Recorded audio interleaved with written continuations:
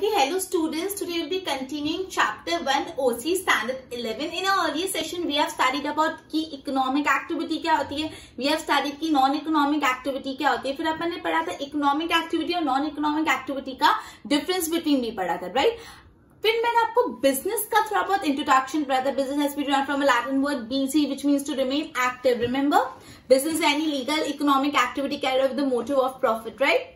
आज अपन पढ़ने वाले बिजनेस की कैरेक्टरिस्टिक. आज का जो अपना टॉपिक ऑफ स्टडी है वो है बिजनेस के कैरेक्टरिस्टिक. तो बिजनेस सुनते से ही सबसे पहला दिमाग में वर्ड आता है प्रॉफिट. प्रॉफिट. तो बिजनेस का पहला ही ऑब्जेक्टिव क्या है, बिजनेस का पहला ही कैरेक्टरिस्टिक क्या है. कैरेक्टरिस्टिक मतलब उसके क्या क्या फीचर्स है, उनमें क्या क्या. जब भी मैं कैरेक्टरिस्टिक वर्ड बोल रही हूँ ना, तो कैरेक्टरिस्टिक में अच्छी बातें भी आ जाती है, बुरी बातें भी आ जाती है. ये इसका कैरेक्टरिस्टिक है, ये इसके फीचर्स है. लेकिन जब मैं बोली एडवांटेज, तो एडवांटेज में हमेशा अच्छी बातें आती है, और जब मैं बोली डिसएडवांटेज, डिसएडवांटेज मतलब हमेशा बुरी बातें.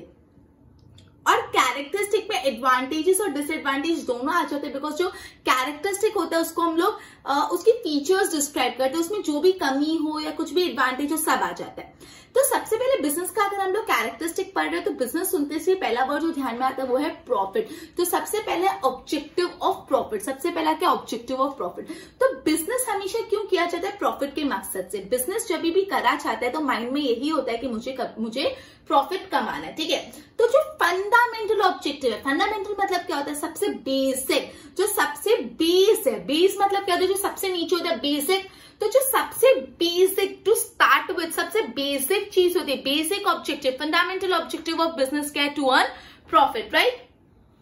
इन एब्सेंस ऑफ प्रॉफिट, अगर प्रॉफिट ही नहीं रहेगा, इन एब्सेंस ऑफ प्रॉफिट अगर प्रॉफिट ही नहीं रहेगा, तो देयर इज नो बिजनेस. अगर आप प्रॉफिट ही नहीं कमा रहे हो तो बिजनेस भी होता ही नहीं, there is no possibility of business, right. अब हम कब से पढ़ रहे प्रॉफिट. प्रॉफिट तो प्रॉफिट होता क्या है, जब गुड्स को कॉस्ट प्राइस से ज्यादा प्राइस में बेचा जाता है उसको बोलते हैं प्रॉफिट. जब गुड्स को कॉस्ट प्राइस से ज्यादा प्राइस में बेचा जाता है, सेल किया जाता है, उसको बोलते हैं हम प्रॉफिट. जैसे मैंने आपको अर्लियर सेशन में भी एक एग्जांपल दिया था, अगर आप एक 10 रुपीज की पेन ला रहे हो, वो 10 रुपीज की पेन आप अगर 12 रुपीज में बेच रहे हो तो आपका 2 रुपए का प्रॉफिट होगा. कैसे, आपका कॉस्ट प्राइस क्या था, 10 रुपीज, आप 10 रुपए में खरीदे तो कॉस्ट 10 रुपए लगे, और आपका सेलिंग प्राइस है 12 रुपए, क्योंकि आपने बेचा 12 में. तो 10 और 12 का जो डिफरेंस है 2 रुपए, वो है प्रॉफिट. वो क्या है, प्रॉफिट. तो मैं वही बोली, when goods are sold at a price higher than cost price, जब गुड्स को कॉस्ट प्राइस से ज्यादा भाव में बेचा जाता है उसको बोलते हैं प्रॉफिट. जब गुड्स को कॉस्ट प्राइस से ज्यादा भाव में बेचा जाता है उसको बोलते हैं profit, right. Efficiency of business is measured with profit. Business कितना एफिशिएंट है वो किससे मेजर किया जाता है, प्रॉफिट से मेजर किया जाता है. अगर एक कंपनी बहुत प्रॉफिट कमा रही, मतलब वो कंपनी कैसे एफिशिएंट है. अगर बिजनेस प्रॉफिट नहीं कमा रही तो वो बिजनेस कैसे है, इनएफिशिएंट है. तो बिजनेस एफिशिएंट है कि नहीं, एफिशिएंट मतलब कितना अच्छे से परफॉर्म कर रहा है. तो बिजनेस एफिशिएंट है कि नहीं वो हमको किससे पता चलता है, प्रॉफिट से. तो profit is efficiency of business is measured in profit. Business की जो एफिशिएंसी होती है वो किससे मेजर की जाती है, प्रॉफिट से, राइट. तो अपन पढ़ रहे characteristic of business, is it right. Characteristic of business में सबसे पहला profit, profit, profit, objective of profit, right. तो जो प्रॉफिट है वो फंडामेंटल ऑब्जेक्टिव है. प्रॉफिट क्या है, एक बिजनेस का फंडामेंटल, सबसे basic objective. In the absence of profit there is no business. अगर प्रॉफिट ही नहीं होगा तो बिजनेस ही नहीं होगा. तब सवाल ये होता है प्रॉफिट मतलब क्या होता है. प्रॉफिट होता है when goods are sold at a price higher than cost price. जब कॉस्ट प्राइस जितने में आपने खरीदा उससे ज्यादा भाव में आप सामान बेच रहे हो, when the goods are sold at a price higher than the cost price, cost price से ज्यादा में बेच रहे हो उसको बोलते हैं profit. Profit is the efficiency of business is measured in profit. जो बिजनेस की एफिशिएंसी है वो किसमें मेजर की जाती है, बिजनेस की एफिशिएंसी प्रॉफिट से ही मेजर की जाती है. Is it okay. एक बार इसकी नोट्स बनाओ.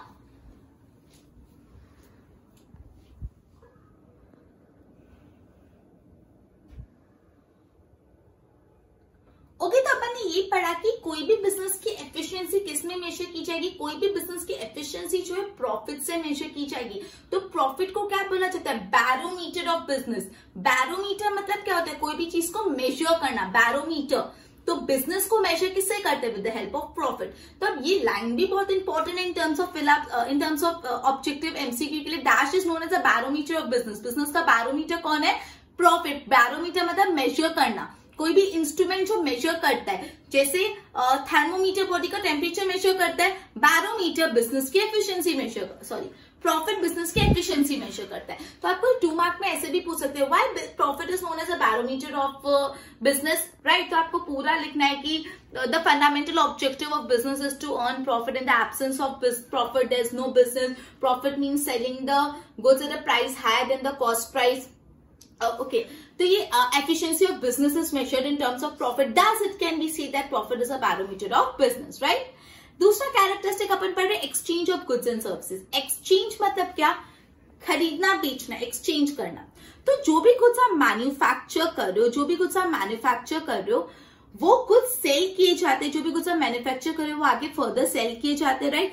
या तो आप उसको मैन्युफैक्चर करते हो या तो किसी और से खरीदते हो। मतलब सपोज अगर ये मार्कर मेरे को बेचनी है तो या तो मार्कर मैंने कहीं से खरीदी होगी और मैं किसी और को बेच रही हूँ, या तो मार्कर मैंने खुद मैन्युफैक्चर करी होगी और ये मैं किसी और को बेच रही हूँ, राइट। अब ये जो गुड्स और सर्विसेज होते हैं ना, कुछ गुड्स टेंजिबल होते हैं और सर्विसेज इनटेंजिबल। टेंजिबल मतलब जिसको टच कर सकते हैं, इनटेंजिबल जिसको टच नहीं कर सकते। हवा है, हवा को टच कर सकते हो नहीं तो वो क्या इंटेंजिबल। बुक को मार्कर को टच कर सकते हैं तो वो टेंजिबल। तो गुड्स हमेशा कैसे होते हैं, टच करने लायक, टेंजिबल, और सर्विसेज कैसी होती है, इनटेंजिबल। अब इसको समझाते हैं, इन्होंने बहुत अच्छा एग्जाम्पल दिया है। अगर आप एक इलेक्ट्रिकल इक्विपमेंट बनाने वाली कंपनी है कोई, इलेक्ट्रिकल इक्विपमेंट मतलब क्या हो गया, AC, fridge, lights, bulb, tubelights. Electrical equipment बनाने वाली कंपनी गुड्स बेचती है। इलेक्ट्रिकल इक्विपमेंट बनाने वाली कंपनी क्या बेचती है, गुड्स बेचती है। इलेक्ट्रिकल इक्विपमेंट बनाने वाली कंपनी गुड्स बेचती है। और इलेक्ट्रिक सर्विस देने वाली कंपनी, जो अपन को इलेक्ट्रिसिटी मिलती है, इलेक्ट्रिसिटी, लाइट चल रहा है, पंखा चल रहा है, एसी चल रही है, ये क्या है, इलेक्ट्रिसिटी अपने यहाँ पे इसलिए चल रहा है ना, इलेक्ट्रिसिटी नहीं हो तो नहीं मिले। तो जो इलेक्ट्रिसिटी प्रोवाइड कर रही है वो क्या कर रही है, सर्विस दे रही है। और जो इलेक्ट्रिकल गुड्स प्रोवाइड कर रहे हैं वो क्या दे रहे हैं, गुड्स। बहुत ही अच्छा एग्जाम्पल है, एक कंपनी है जो इलेक्ट्रिकल गुड्स बना रही है। इलेक्ट्रिकल गुड्स मतलब suppose light, AC, TV, refrigerator, computer. तो ये सारे जो इलेक्ट्रिकल इक्विपमेंट्स कंपनी अपन को दे रही है, वो कंपनी क्या दे रही है अपन को, फिजिकल फॉर्म में दे रही है, इसको हम टच कर सकते हैं। एसी को टच कर सकते हैं, फ्रिज को टच कर सकते हैं। तो फिजिकल फॉर्म में जो अपन को गुड्स मिल रहा है इसको अपन क्या बोलते हैं, गुड्स मिल रहा है, राइट। अब जो इलेक्ट्रिसिटी प्रोवाइड करती हुई कंपनी, मतलब ये जो लाइट अपन रोशनी आ रही है, जो हम एसी की हवा फील कर पा रहे हैं, जो ये सब जो इलेक्ट्रिसिटी सप्लाई हो रही है, वो इलेक्ट्रिसिटी सप्लाई क्या है, एक सर्विस सप्लाई हो रही है। क्लियर, दोनों का डिफरेंस समझ आया, ओके। उसके बाद तीसरा डिफरेंस है risk. Okay, risk and uncertainty. 2 type की रिस्क होती है, मैनमेड रिस्क होती है और नेचुरल रिस्क। बहुत ही सिंपल सा है। मैनमेड रिस्क कौन सी होती है, जो हम खुद क्रिएट करते हैं, जैसे राइट्स हो गए, फायर हो गया, एक्सीडेंट हो गया, फैक्ट्री में आग लगी, ओनर का एक्सीडेंट हो गया, एम्प्लॉइज का एक्सीडेंट, एम्प्लॉइज हड़ताल पे चले गए, स्ट्राइक में, कि भाई हमारी मांगे पूरी करो वरना हम काम ही नहीं करने वाले, हमारी सैलरी बढ़ाओ, राइट। फिर चेंज इन प्रेफरेंस, अभी आप सपोज साड़ी का बिजनेस कर रहे हो, अब साड़ी पहनते ही नहीं लोग ड्रेस पहन रहे, तो प्रेफरेंस लोगों का बदल गया, ठीक है, तो उससे भी आपके बिजनेस में रिस्क आ सकती है। ओके, तो ये सारे ये सारे मैनमेड रिस्क, राइट, जो हम खुद बनाते हैं। नेचुरल रिस्क मतलब जो नेचुरल डिजास्टर, जैसे सुनामी हो गया, अर्थक्वेक हो गया, साइक्लोन हो गया, ये सब कैसे रिस्क होते हैं, ये सब नेचुरल रिस्क होते हैं। रिस्क मैनमेड हो, रिस्क नेचुरल, दोनों से बिजनेस की इनकम पे बहुत गहरा असर आता है, दोनों से बिजनेस की इनकम पे बहुत ही गहरा असर आता है, राइट। तो अपने रिस्क पढ़े 2 टाइप के रिस्क, नेचुरल रिस्क और मैनमेड रिस्क। नेचुरल रिस्क वो रिस्क होते हैं जो नेचर से क्रिएट होते हैं, जिसमें ह्यूमन का कोई इंटरफेरेंस होता है, इंसान उसको कंट्रोल नहीं कर सकता। सुनामी हुआ, अर्थक्वेक हुआ, ये सारे नेचुरल रिस्क होते हैं। मैनमेड रिस्क मतलब क्या होता है, strikes of the worker, accident, fire, ये सारे रिस्क मैनमेड रिस्क होते हैं। अगर ये सारे रिस्क है, सपोज फैक्ट्री में आग लग गई, सुनामी आ गया, अर्थक्वेक आ गया, स्ट्राइक्स पे चले गए वर्कर, अल्टीमेटली बिजनेस नहीं चल पाएगा और बिजनेस की इनकम पे असर आएगा, राइट। ओके, तो अपन ने जैसे ही स्टार्ट किया, अपन ने पहला पढ़ा profit is a barometer of business. Business का बैरोमीटर क्या है, प्रॉफिट। मैंने आपको बताया 1 मार्क में भी पूछ सकते हैं, 2 मार्क में भी रीजन पूछ सकते हैं, गिव रीजन। फिर अपन ने पढ़ा exchange of goods and services. तो बोलता है या तो गुड्स आपने मैन्युफैक्चर करे होंगे या तो गुड्स परचेज करे होंगे, ये गुड्स को आगे आप बेचते हो, राइट, एक्सचेंज करते हो। अपन ने पढ़ा गुड्स जो होते हैं वो टेंजिबल होते हैं और जो सर्विसेज होती है वो इनटेंजिबल होती है। गुड्स क्या होती है, टेंजिबल, और सर्विसेज इनटेंजिबल। मैंने आपको एग्जांपल दिया, अगर इलेक्ट्रिकल इक्विपमेंट्स सप्लाई करने वाली कंपनी अपन को गुड्स दे रही है और इलेक्ट्रिसिटी प्रोवाइड करने वाली कंपनी अपन को सर्विस दे रही है। जो जीईबी है, गुजरात इलेक्ट्रिसिटी बोर्ड, या तो टोरेंट पावर है, ये जो अपन को लाइट दे रहा है, इलेक्ट्रिसिटी दे रहा है, वो क्या दे रही है अपन को? सर्विस दे रही है, राइट। उसके बाद आता है रिस्क इन अनसर्टेनिटी। बिजनेस में दो तरीके से रिस्क होती है, नेचुरल और मैनमेड। नेचुरल रिस्क अपन को पता है, tsunami, earthquake, manmade fire, accident, strikes of worker, change in preference. कोई भी टाइप के रिस्क को बिजनेस की इनकम पे असर पड़ता ही पड़ता है, राइट। बोर्ड पे ध्यान दो। अपन ने पढ़ा profit is a barometer of business, right. ये अपना अर्लियर पॉइंट का कंटिन्यूएशन है। फिर second point, exchange of goods and services. Exchange of goods and services are sold, manufactured और प्रोड्यूस। या तो गुड्स मैन्युफैक्चर्ड होते हैं या तो परचेज्ड होते हैं, right. Example, company manufacturing electrical equipment. जो कंपनी इलेक्ट्रिकल इक्विपमेंट मैन्युफैक्चर करती है, एक्सचेंज फिजिकल गुड। वो क्या एक्सचेंज करती है? Physical good. Well, company providing electrical services. जो कंपनी इलेक्ट्रिक सर्विस प्रोवाइड करती है, वो क्या एक्सचेंज करती है? सर्विस। जो कंपनी इलेक्ट्रिकल इक्विपमेंट सप्लाई करती है, वो फिजिकल गुड्स एक्सचेंज करती है। और जो कंपनी इलेक्ट्रिकल सर्विसेज सप्लाई करती है, वो सर्विसेज एक्सचेंज करती है। फिर आता है रिस्क एंड अनसर्टेनिटी। कुछ मैनमेड रिस्क होती है। Manmade risk, fire, accident, strike of employ, change in preferences. कुछ नेचुरल रिस्क होती है, अर्थक्वेक, सुनामी एक्सेट्रा। कोई भी रिस्क हो, all this risk effect the income of business. किसी भी प्रकार के रिस्क को बिजनेस पे की कमाई पे, बिजनेस की इनकम पे तो असर आता ही आता है। आई होप इतना क्लियर हो। एक बार इसके नोट्स बना दो।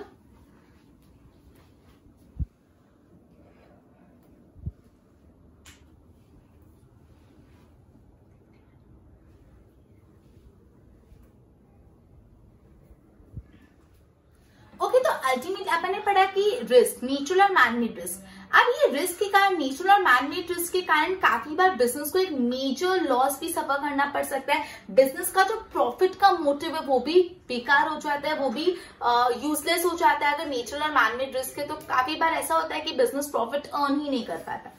फोर्थ जो अपन कैरेक्टरिस्टिक ऑफ बिजनेस पर है वो क्रिएशन ऑफ यूटिलिटी। अब क्रिएशन ऑफ यूटिलिटी समझने के लिए अपन को ये समझना पड़ेगा कि यूटिलिटी बोलते किसको है ना। यूटिलिटी मतलब क्या होता है? यूज। मतलब जब अपने गुड्स और सर्विस से कस्टमर को सैटिस्फैक्शन मिल रहा है तो उसको बोलते हैं यूटिलिटी देना। सपोज आप एक मोबाइल फोन लेके आए, अब वो मोबाइल फोन बहुत अच्छा चल रहा है, राइट, और आपको लग रहा है बहुत अच्छा है, इस वेंडर का मोबाइल फोन यहाँ से लेने चाहिए।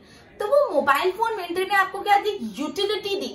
मतलब जब आपने उस वेंडर का गुड्स यूज किया तो आपको क्या मिला? Satisfaction, right. सपोज अगर मैं आपको अभी टीचिंग कर रही हूँ और अगर सपोज आपके मेरे लेक्चर से आपको बहुत ज्यादा क्लियर अंडरस्टैंडिंग आ रही है, able to score good mark, आप सैटिस्फाइड हो मेरे लेक्चर से, तो मैंने सर्विस प्रोवाइड की लेक्चर देने की और सामने आपको क्या मिल रहा है? सैटिस्फैक्शन। तो मैं भी अभी क्या कर रही हूँ? मैं यूटिलिटी डिलीवर कर रही हूँ, मतलब यूजफुलनेस। यूटिलिटी मतलब क्या होता है? यूजफुलनेस। मतलब creating satisfaction by the use of goods and services. Goods और सर्विस यूज करके जब एक सैटिस्फैक्शन मिलता है उसको बोलते हैं यूटिलिटी। 3 टाइप की यूटिलिटी होती है, time utility, place utility, form utility. 3 type की यूटिलिटी होती है, टाइम यूटिलिटी, प्लेस यूटिलिटी और फॉर्म यूटिलिटी, राइट। अब तीनों अपन एक एक करके समझते हैं। सबसे पहले फॉर्म यूटिलिटी। जब एक रॉ मटेरियल कंज्यूमेबल गुड्स में कन्वर्ट हो जाता है, जब एक रॉ मटेरियल कंज्यूमेबल गुड्स में कन्वर्ट हो जाता है उसको बोलते हैं फॉर्म यूटिलिटी। सपोज एक कॉटन है, आप कॉटन बॉल से क्या कॉटन लेके आए, रॉ कॉटन।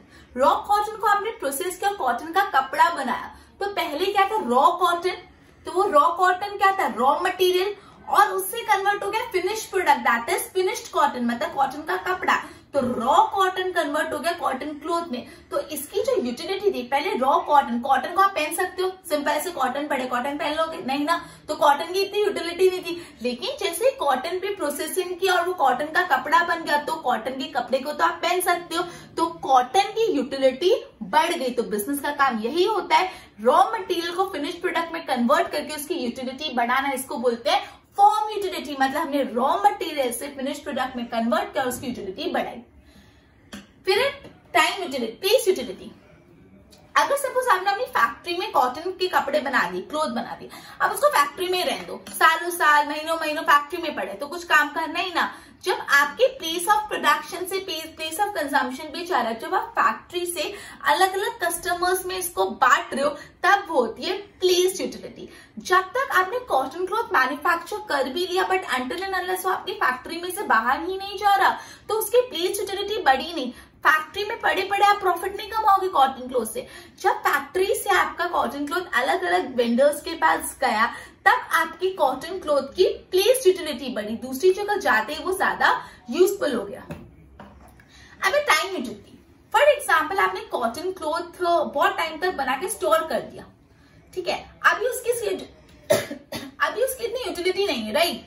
लेकिन जैसे टाइम पड़ा तो आपने ये कॉटन क्लॉथ सप्लाई कर लिया, आपने कॉटन क्लॉथ स्टोर करके रखे थे, लेकिन जैसे टाइम आया, जैसे डिमांड आई तो ये कॉटन क्लॉथ सप्लाई किए, इसको बोलते हैं टाइम यूटिलिटी। टाइम यूटिलिटी को अच्छे से समझने के लिए एक दूसरा एग्जांपल देती हूँ।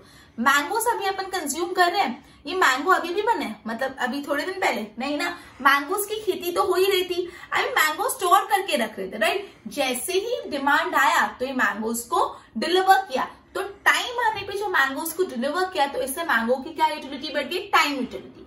अपने 3 टाइप की यूटिलिटी पढ़ी, place utility, form utility, time utility. Form utility में मैंने आपको बताया रॉ मटेरियल से जब फिनिश प्रोडक्ट में गुड्स कन्वर्ट हो जाते हैं उसको बोलते हैं फॉर्म यूटिलिटी। जैसे जब कॉटन थे वो आप उसको पहन नहीं सकते, कॉटन का काम नहीं इतना कोई, तो उसकी इतनी कोई फॉर्म यूटिलिटी नहीं थी, बट जैसे हम उसको कॉटन के कपड़े में कन्वर्ट हो गया तो आपके लिए यूजफुल हो गया, आप उसको पहन सकते हो, तो उसको क्या बोलते हैं, फॉर्म यूटिलिटी। उसी तरह जो कॉटन था वो आपने मैन्युफैक्चर करके अपने फैक्ट्री में रख दिया, जब तक आप इसको बाहर फैक्ट्री के लेके नहीं जा रहे तब तक उसकी कोई यूटिलिटी नहीं होगी, राइट। तो ये जो कॉटन जब तक आपके पास पड़ा था उसकी कोई यूटिलिटी नहीं, जब फैक्ट्री से बाहर गया तो उसकी यूटिलिटी बढ़ गई, तो उसको क्या बोलते हैं, प्लेस यूटिलिटी। जब प्लेस ऑफ प्रोडक्शन से प्लेस ऑफ कंजम्पशन पे आप गुड्स सप्लाई कर रहे हो।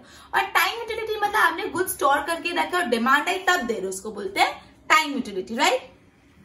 ओके, बोर्ड पे ध्यान दो।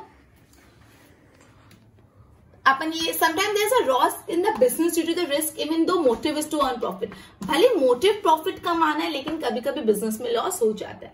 फिर आ जाता है creation of utility, providing satisfaction of consumer, providing satisfaction to consumer with the use of goods and services. मतलब आप सैटिस्फैक्शन दे रहे हो, किसको सैटिस्फैक्शन दे रहे हो, टू कंज्यूमर, आप कंज्यूमर को सैटिस्फैक्शन दे रहे हो with the use of goods and services. Goods और सर्विसेज के यूज से उसको बोलते हैं यूटिलिटी। ये 1 मार्क में पूछ सकते हैं व्हाट इज यूटिलिटी, तो providing satisfaction to the customer with the use of goods and services. आपने गुड्स और सर्विसेज जब आप सामने वाले कस्टमर को सैटिस्फाई कर रहे हो उसको बोलते हैं यूटिलिटी। 3 टाइप की यूटिलिटी होती है, फॉर्म यूटिलिटी, टाइम यूटिलिटी और प्लेस यूटिलिटी, राइट। तो सबसे पहले फॉर्म यूटिलिटी, जब raw material are converted into consumable finished goods, when raw material is converted into consumable finished goods, तो उसको क्या बोलते हैं अपन, form utility. Goods carried over from place of production, जहाँ पे आपने प्रोड्यूस किया प्लेस ऑफ प्रोडक्शन पे से प्लेस ऑफ कंजम्पशन भी गया, जहाँ पे कंजम्पशन होना है वहां पे गया, मतलब प्रोडक्शन की जगह से कंजम्पशन की जगह पे गया, तो इसको क्या बोलते हैं, place utility. Is it right? एक बार इसके नोट्स बनाओ।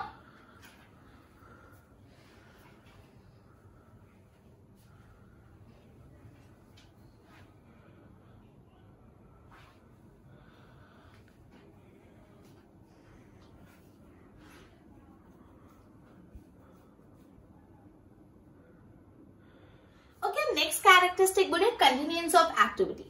बिजनेस जब भी आप कर रहे हो तो आप जिस भी चीज का बिजनेस कर रहे हो वो एक्टिविटी एक बार करके छोड़ दोगे तो उसको बिजनेस नहीं कहलाएगा।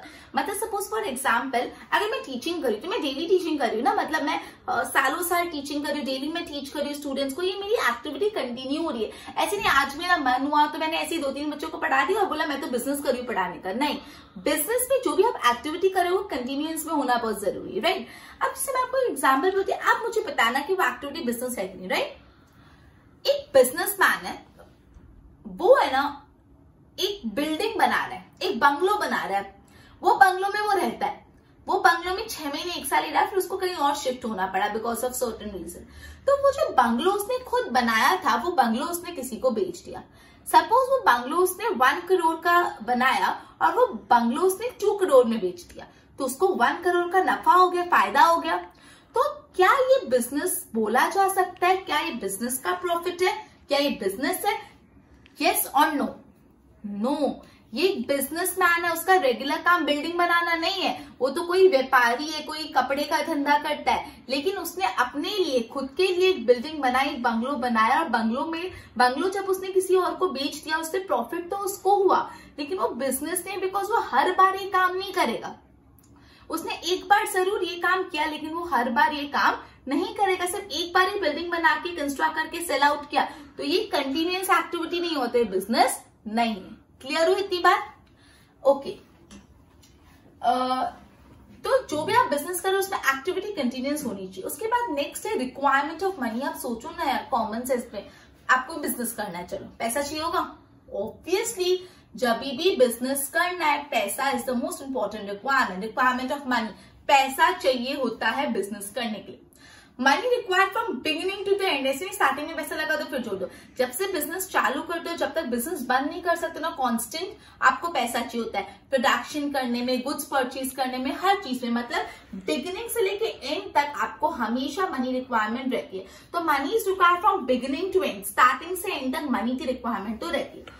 तो रिक्वायरमेंट ऑफ मनी। नेक्स्ट है इकोनॉमिक एक्टिविटी। अब इतना ऑब्वियस कैरेक्टरिस्टिक तो कोई हो ही नहीं सकता। इकोनॉमिक एक्टिविटी, अपन इकोनॉमिक एक्टिविटी की तो 3 प्रकार पढ़ रहे हैं, जिसमें पहला बिजनेस है। तो बिजनेस इकोनॉमिक एक्टिविटी तो होगा ही ऑब्वियसली, बिकॉज बिजनेस करने का मोटिव क्या होता है? To earn profit, right? तो business is a part of economic activity. Okay, तो अपन ने सब पढ़ा continuous of activity, right? Continuous activity में अपन ने अभी ये पढ़ा कि बिजनेस तभी कहलाया जाएगा जब जो आप एक्टिविटी कर रहे हो एक बार करके छोड़ नहीं दे रहे हो, वो एक्टिविटी कंटिन्यू रह रही है, राइट? जैसे मैंने बताया कि मैं भी टीचिंग कर रही हूँ, मैं एक बार मैं रेगुलर टीच कर रही हूँ, teacher, teaching is my business, right? But for example मैं ऐसे ही नॉर्मली कोई और काम करती हूँ, आज मुझे मन हुआ मैंने पढ़ा लिया ऐसे ही, तो क्या मैं बिजनेस में हो गई? नहीं, बिकॉज मैंने सिर्फ वो एक ही बार काम किया, मैं बार बार नहीं करने वाली। उसी तरह मैंने आपको एग्जाम्पल दिया, एक ट्रेडर है, जो कोई व्यापारी जो कपड़े का धंधा करता है, उसने अपना एक बिल्डिंग कंस्ट्रक्ट, एक बंगलो कंस्ट्रक्ट किया, बंगलो कंस्ट्रक्ट करके 6 महीने वो रहा उसमें, देन कोई XYZ रीजन से उसने बंगलो किसी को बेच दिया, बंगलो खरीदा 1 करोड़ का, बेचा 2 करोड़ का, अच्छा भाव मिल गया, तो मतलब वो बिजनेस है? नहीं, वो बार बार थोड़ा बंगलो खरीद के बेचने वाला हो, तो एक बार करा तो बिजनेस नहीं है। फिर अपन ने पढ़ा requirement of money. Money is the most important requirement to carry out business. Money चाहिए ही होता है from beginning to end, starting से लेके एंड तक। लास्ट में इकोनॉमिक एक्टिविटी। बिजनेस कैसी एक्टिविटी है? इकोनॉमिक एक्टिविटी है, राइट? बोर्ड पे ध्यान दो। Goods stored when they are not needed and supplied at the time when they are needed. जो मैंने आपको टाइम यूटिलिटी बताई, goods stored when they are not needed, जब नहीं चाहिए तो उसको स्टोर करो, और सप्लाइड व्हेन नीडेड। अब continuous of activity. Transaction are carried out continuously in business. Transaction कैसे कैरिड आउट होते हैं? The continuously in business. Ongoing monetary requirement. If trader produces construct a building for his residence. अगर trader अपनी building के लिए construct a building for his residence, अपने रहने के लिए एक बिल्डिंग कंस्ट्रक्ट कर रहा है, and later sell it to earn profit, और बाद में उसको बेच रहे to earn profit, तो क्या ये बिजनेस है? No, this is not business. Why this is not business? Because purchase and sale of business is not a regular activity. वो regularly purchase और sale नहीं कर रहा, right? Requirement of money. Money required from beginning to end to produce and purchase goods. Money beginning से starting से लेके end तक चाहिए होता है goods को produce करने में, purchase करने में. And the other one is economic activity. Business is the part of economic activity undertaken with the motive of profit. Business किसका part है? एक economic activity which is undertaken with a motive of profit, right? Okay, एक बार इतने notes बनाओ.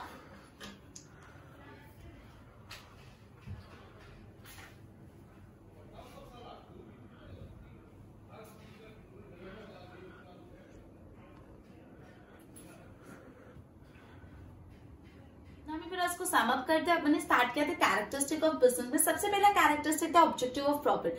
Business हमेशा profit के लिए किया जाता है, इसलिए प्रॉफिट को बिजनेस का बैरोमीटर भी बोला जाता है। बिजनेस की एफिशिएंसी मेजर करना, बिजनेस अच्छा है कि बुरा है, प्रॉफिट से अपन को पता लगता है। फिर अपने पढ़ा एक्सचेंज ऑफ गुड्स। हमेशा बिजनेस में गुड्स एक्सचेंज होता है। गुड्स या तो फिजिकल फॉर्म में हो सकता है, तो इंटेंजिबल फॉर्म में। सबसे एग्जाम्पल देते, इलेक्ट्रिकल इक्विपमेंट सप्लाई करती हुई कंपनी जो गुड्स सप्लाई करे वो फिजिकल फॉर्म में, और इलेक्ट्रिसिटी सर्विसेज जो प्रोवाइड करे वो सर्विस फॉर्म में। Creation of risk and uncertainty. 2 type के रिस्क होते हैं, कुछ होते हैं नेचुरल रिस्क और कुछ होते हैं मैन मेड रिस्क। जितने भी टाइप के रिस्क होते हैं, सब और सब रिस्क बिजनेस के इनकम को बहुत बुरी तरह से इफेक्ट करते हैं, राइट?